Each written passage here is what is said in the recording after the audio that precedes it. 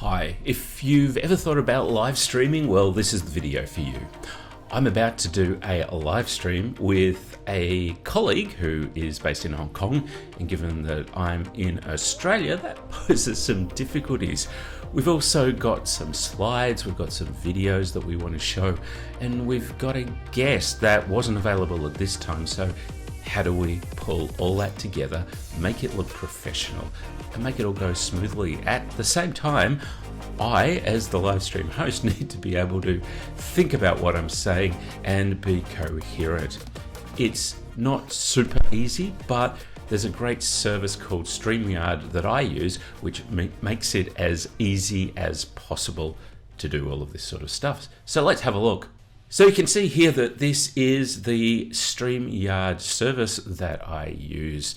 In the right hand side, you'll see that I've got a range of options that I can include banners, and I've got a couple over here that I can decide to show throughout the show at any time I want. So for example here, could AI make leadership communication inauthentic? I can ask the people watching my live streams.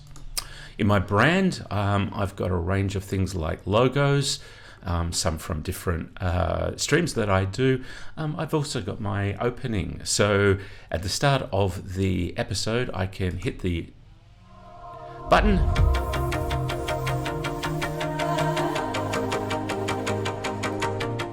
And when that finishes, it's about 20 seconds, it'll cut back to me, and I can add myself and any other guests that might be joining me to the stream. We can also have a private chat with guests over here,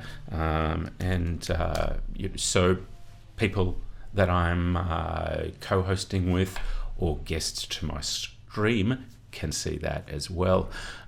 Comments over here will show up any of the comments from the services that we are streaming to. We could see up here that I'm scheduled for 12 o'clock, which is in just over an hour.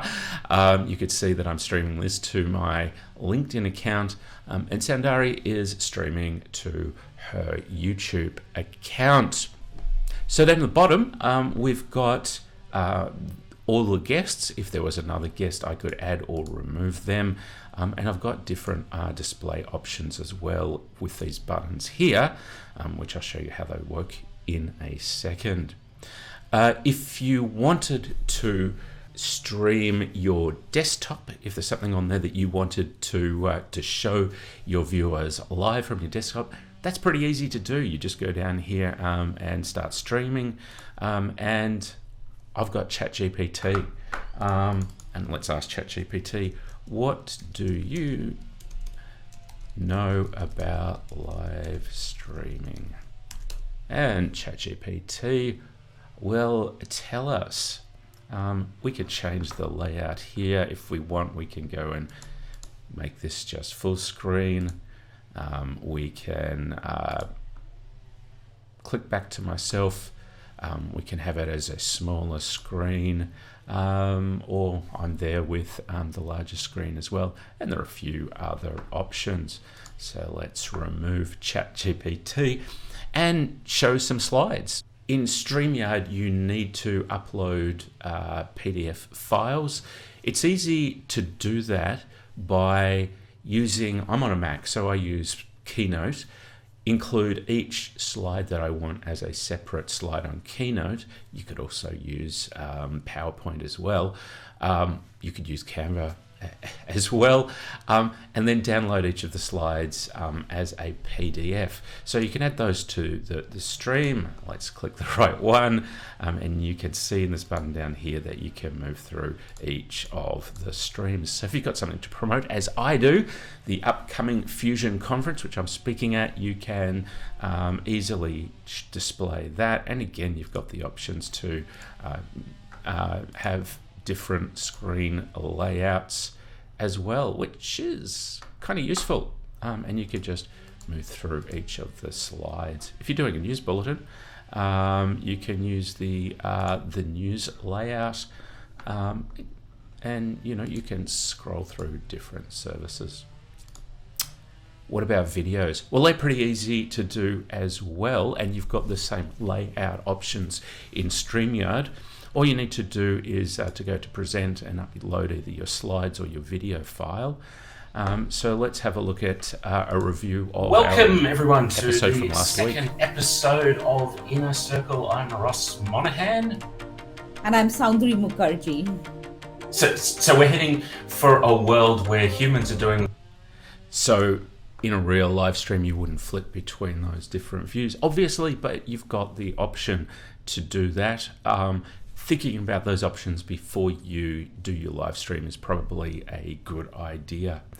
For YouTube videos, you could stream live from your desktop.